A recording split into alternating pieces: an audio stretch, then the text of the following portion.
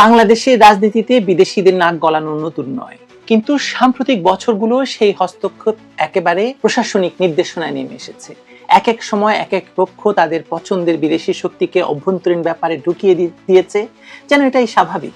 2024 সালের আন্দোলনের সময় যা ঘটেছে সেটি শুধু রাজনৈতিক নয়, এটি ছিল সরাসরি সার্বভৌমত্বের উপর হামলা। ভারত বিরোধী স্লোগান তুলে যারা তথাকথিত মুক্তির আন্দোলন চালিয়েছিল, শেষ পর্যন্ত তারা দেশ দখল করেছিল সন্ত্রাসী কায়দায়। আর সেই দখল যজ্ঞে প্রত্যক্ষ এবং পরোক্ষ মদত দিয়েছে যুক্তরাষ্ট্র, ইউরোপীয় ইউনিয়ন এবং তাদের পুরনো সহযোগী জাতিসংঘ। শেখ হাসিনা সরকার উৎখাতের পর 2024 সালের অগাস্টে ডক্টর মোহাম্মদ ইউনূসের নেতৃত্বে তথাকথিত অন্তর্বর্তী সরকার বসে। তারপর থেকে মূলত পশ্চিমা রাষ্ট্রগুলোর সঙ্গে পাকিস্তান এবং জাতিসংঘ মিলে বাংলাদেশের ভবিষ্যৎ ঠিক করছে। কি করবে, কারা বাঁচবে, কারা মরবে, সবকিছু। এর সবচেয়ে ভয়াবহ রূপ দেখা গেছে সাম্প্রতিক জাতিসংঘের রিপোর্টে, যেখানে তারা দাবি করেছে জুলাই সন্ত্রাসে নিহত হয়েছে 1400 জন, অথচ সরকারের গেজেটে সেই সংখ্যা 844 জন, পুলিশ রেকর্ড বলছে 960 জন।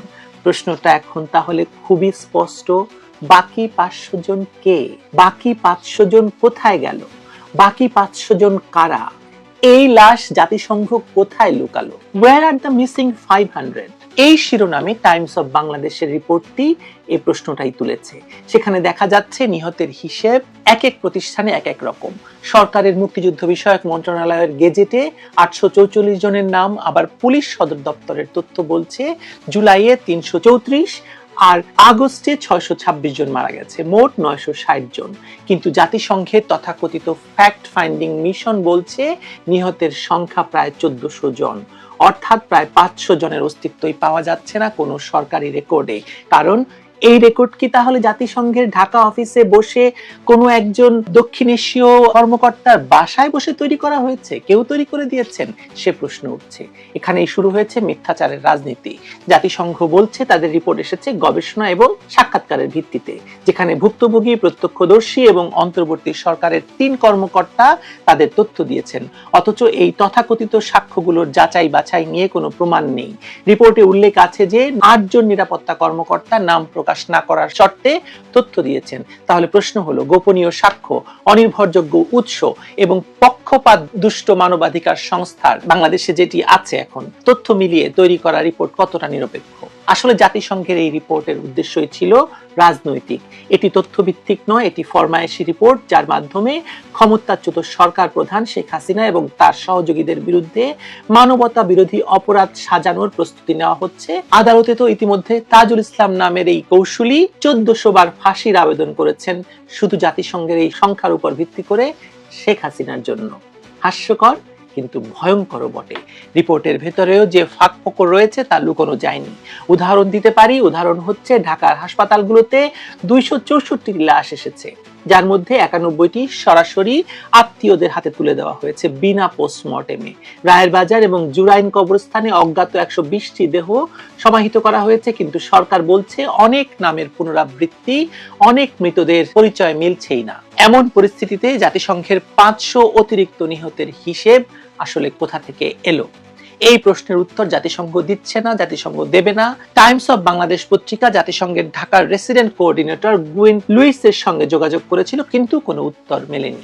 একমাত্র ব্যাখ্যা, তারা নিজেরাই জানে তাদের তথ্য কতটা দুর্বল, অথবা আরো খারাপ, তারা জানে কিন্তু রাজনৈতিক কারণে সেই ভুল তথ্য সংশোধন করছে না।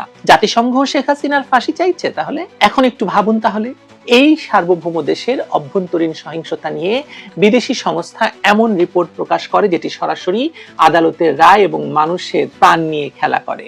এটা শুধু অন্যায় নয়, অন্যায্য নয়, বিপজ্জনকও। কারণ এর মাধ্যমে আন্তর্জাতিক সংস্থাগুলো রাজনীতির খেলায় নেমেছে। একটি পক্ষের হাতে বৈধতা তুলে দিতে তারা অন্য পক্ষকে দোষী বানাচ্ছে। আর এইভাবেই আন্তর্জাতিক অপরাধ ট্রাইব্যুনালকে প্রভাবিত করা হচ্ছে যেন শেখ হাসিনা এবং তার সরকারি কর্মকর্তাদের মৃত্যুদণ্ড তথা ফাঁসি নিশ্চিত হয়। যদি জাতিসংঘ সত্যি নিরপেক্ষ হতো, তারা প্রথমেই জবাব দিত এই 500 জনের লাশ কোথায়? কোথায় সেই কবর? কোথায় পরিবার? কোথায় মামলা? বাস্তবতা হচ্ছে সেই 500 জন আদৌ ছিল কিনা তার কোনো প্রমাণ নেই, কিন্তু সংখ্যাটা দরকার ছিল রাজনৈতিক প্রতিশোধের জন্য, আন্তর্জাতিক প্রচারণার জন্য, আর একটি নতুন সরকারের বৈধতা জোগাতে, ইউনূস সরকারের বৈধতা জোগাতে। জাতিসংঘ হয়তো ভাবে তাদের রিপোর্ট দিয়ে ইতিহাস লেখা যায়, কিন্তু ইতিহাস একসময় নিজের সত্য বলে দেয়। এই মিথ্যা সংখ্যা, এই ফাঁসির তৃষ্ণা আর এই বিদেশি নির্দেশনার রাজনীতি সব মিলিয়ে তারা শুধু বাংলাদেশের নয়, নিজেদের বিশ্বাসযোগ্যতাকেও ধ্বংস করছে। কিভাবে একটা সংস্থা যে ন্যায়ের কথা বলে সেই আবার অন্যের হয়ে ফাঁসির ফরমায়েশি রায় দেয় বা তথ্য দেয় বা রিপোর্ট দেয়। মান্যবর জাতিসংঘ, এই 500 জনের ব্যাপারে আপনি কি বলবেন? উত্তর যদি না থাকে তাহলে স্বীকার করুন এই রিপোর্ট মিথ্যা, আর যদি উত্তর থাকে তাহলে সেই লাশগুলো দেখান, কারণ মিথ্যার উপর দাঁড়িয়ে কোনো ন্যায় প্রতিষ্ঠা হয় না, কোনো দেশের ভবিষ্যৎ গড়ে তোলা যায় না। বাংলাদেশের ভবিষ্যৎ আপনারা নষ্ট করে দিচ্ছেন। জাতিসংঘ রিপোর্টের সবচেয়ে বড় ভুলটি এখানে ধরালেও এই রিপোর্টটি নিয়ে বিস্তারিত কথা বলা দরকার। আজকেই আরেকটু পরে জাতিসংঘ রিপোর্টের আদ্যপান্ত ব্যবচ্ছেদ নিয়ে আসব, আপনাদের দেখার আমন্ত্রণ রইল। জাতিসংঘ এই মিথ্যা রিপোর্ট কেন দিল, এই ভিডিও নিয়ে আসছে।